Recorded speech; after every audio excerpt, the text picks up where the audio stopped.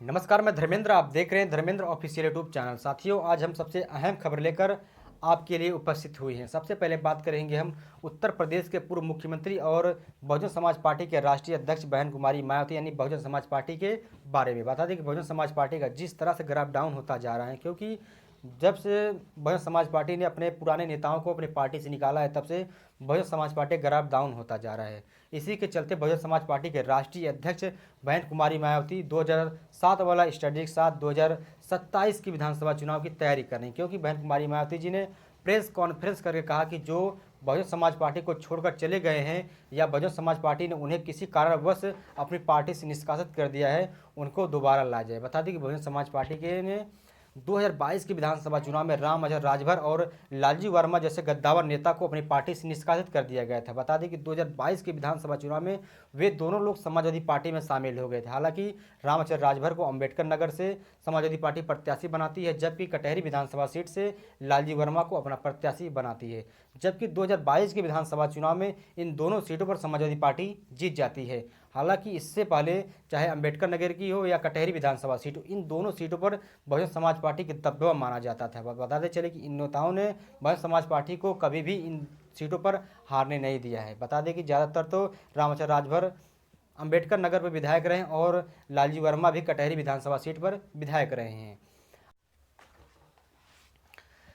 इन दोनों नेताओं को पूर्वांचल में काफ़ी दबदबा भी माना जाता था, क्योंकि इन दोनों नेताओं ने पूर्वांचल के हर विधानसभाओं में जाकर एक अच्छे खासे मार्जिन से बहुजन समाज पार्टी के लिए वोट मांगते थे और बहुजन समाज पार्टी एक अच्छे खासे वोट से भी विधानसभा चुनाव जीत भी जाती थी। बात कर लें स्वामी प्रसाद मौर्य की। स्वामी प्रसाद मौर्य बहुजन समाज पार्टी में सबसे गद्दावर नेता माने जाते थे। बहुजन समाज पार्टी ने इन्हें राष्ट्रीय महासचिव का पद भी दिया था। हालांकि 2017 के विधानसभा चुनाव में स्वामी प्रसाद मौर्य भारतीय जनता पार्टी में शामिल हो जाते हैं।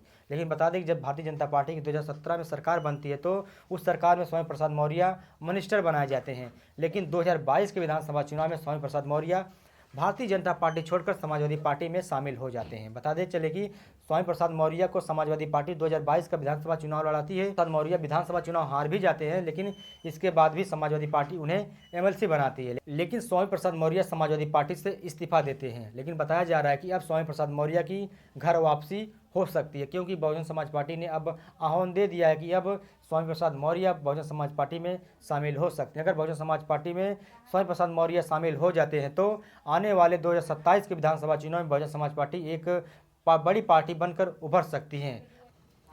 साथियों, अगर बात कर ले हम महाराष्ट्र में, तो महाराष्ट्र भारतीय जनता पार्टी ने देवेंद्र फडणवीस को अपना मुख्यमंत्री घोषित कर दिया है। बता दें चले कि देवेंद्र फडणवीस कल मुंबई के आज़ाद मैदान पार्क में मुख्यमंत्री पद की शपथ लेंगे। आपको बताते चले कि इससे पहले महाराष्ट्र का मुख्यमंत्री एकनाथ शिंदे थे। हालांकि इस समय एकनाथ शिंदे को भारतीय जनता पार्टी ने दरकिनार कर दिया है, क्योंकि भारतीय जनता पार्टी नहीं चाहती थी कि गठबंधन का कोई महाराष्ट्र का मुख्यमंत्री बने। इसी के चलते भारतीय जनता पार्टी ने देवेंद्र फडणवीस को महाराष्ट्र का मुख्यमंत्री बना दिया है। हालांकि भारतीय जनता पार्टी से एकनाथ शिंदे गृह मंत्रालय का मांग कर रहे थे, लेकिन भारतीय जनता पार्टी ने गृह मंत्रालय भी एकनाथ शिंदे को नहीं दिया है।